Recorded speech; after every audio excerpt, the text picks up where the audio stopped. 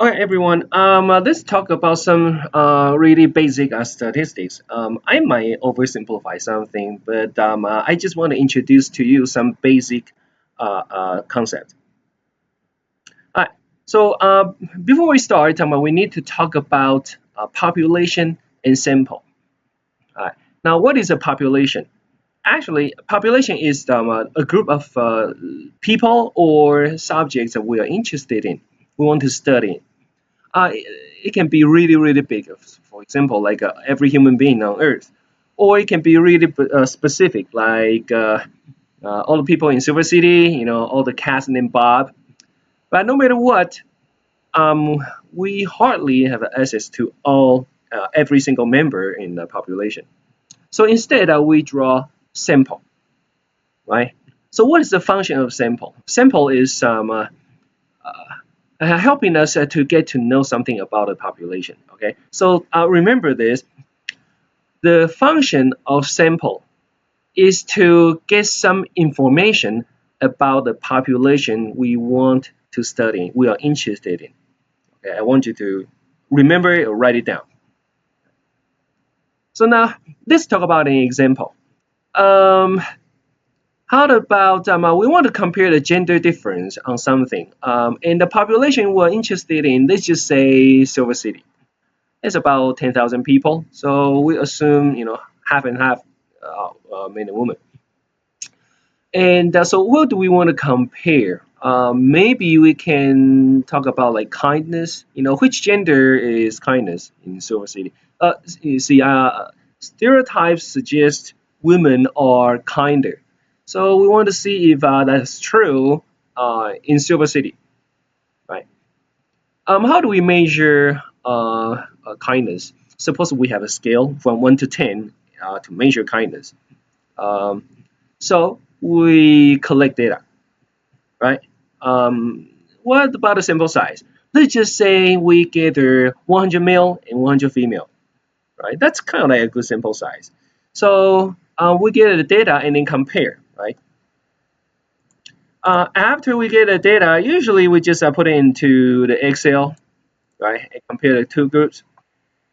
After we enter, make it in the Excel file, the first thing we want to do is visualize the data and by histogram. So let me show you the data. Of course, this data is not real. So you see, the first column is case number. And they are 100 people, and then this is main, right? So each gender has 100 people, and this is the data from 1 to 10, and that is woman. After that, I said we visualize by histogram. So this is a histogram. So on this is the scale from 1 to 10. How kind the people are. The measure. And here, this is a frequency. So you see here, this bar is three people scored one. That means they are really, really unkind. Unkind men. And two, this is like how many? About five, I'll say. Yeah, it's five. And so on and so forth. Now this is woman. Again, this is about three. Well, the same. Huh? And but we have more women score two, nine people, and so on and so forth. As you can see, this um, most of the people are in the middle, right? So this looks a little bit like bell shape, or you might definitely heard about that normal distribution. Now we come to talk about some really really important assumption in statistics. When we do statistics, when we get the data, we have a huge assumption that the population we're interested in is normally distributed. Okay, remember that. We assume the population we are interested in normally distributed is a bell shape with a lot of people in the middle and extreme values, low frequency, even either really low or really high. Alright. So if the population is normally distributed, then the sample should be approximately the same. Okay. It doesn't have to be exactly normal distribution. because in real life we can never get a perfect normal distribution.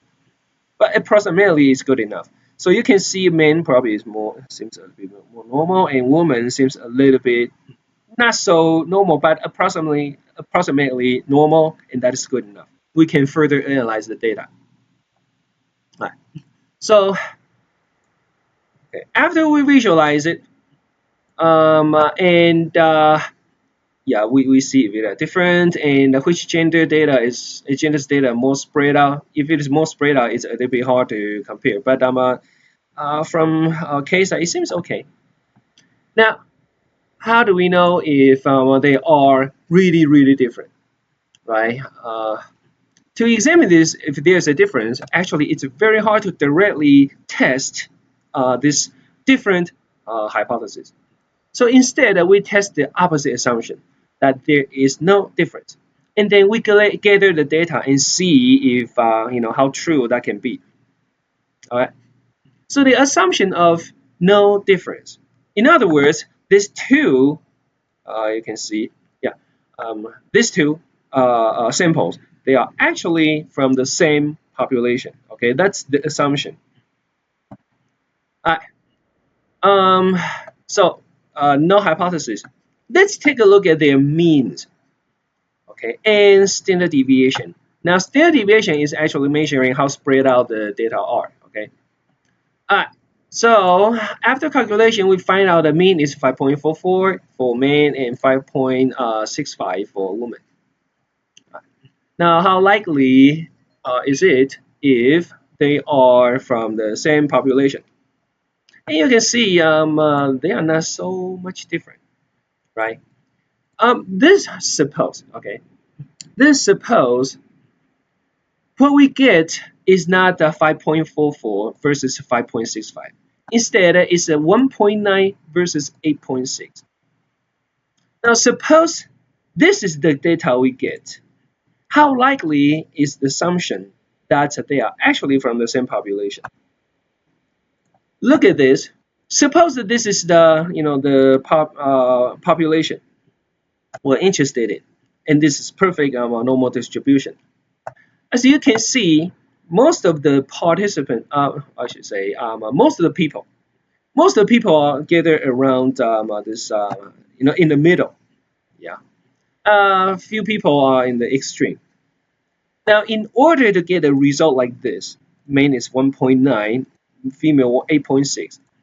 Then, and assuming they are actually from the same population, then what should happen is you happen to get really unkind men from here. All the men, 100 people, you just happen to get those jerks from here. And for women, you happen to get those kindness and most beautiful women from here. Is it possible? Of course, it's possible. Probability, in probability, pretty much everything is possible. But is it likely? If you close your eyes and randomly choose 100 people from this population, what's more likely to happen is that you get the sample from here, which is in the middle, instead from the extreme value, because they are all the people from here. So, in other words, if they are actually from the same population, you will expect their means are quite similar, not so drastically different. All right.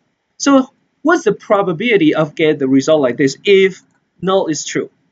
We actually can calculate the probability, and we call it p, okay, p-value.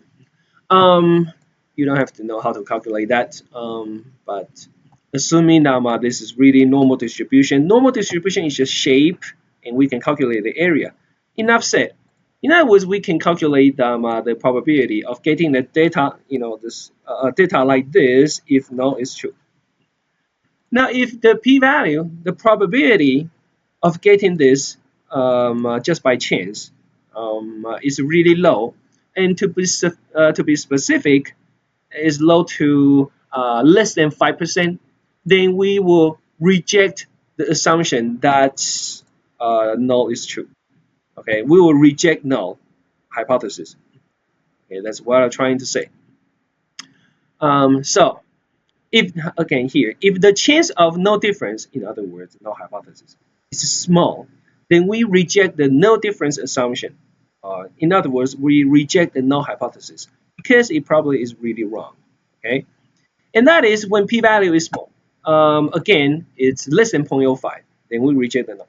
And if that happens, then we say they are significantly different. In other words, it's less likely by chance. Okay, so p-value is measuring how likely the result is due to chance. Okay, remember that. Say that again. P-value is measuring how likely the result is due to chance. Okay. On the other hand, if they are from the same population, then you're probably more likely to see result like this. They are quite similar.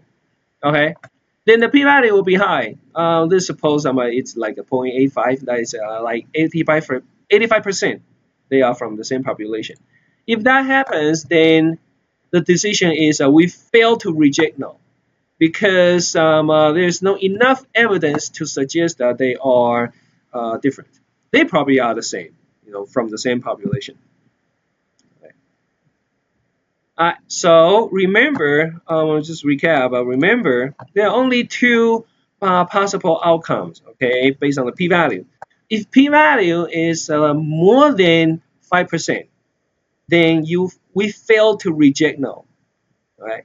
If p-value is less than 5%, then we say we reject the null hypothesis, and that means they are significantly different.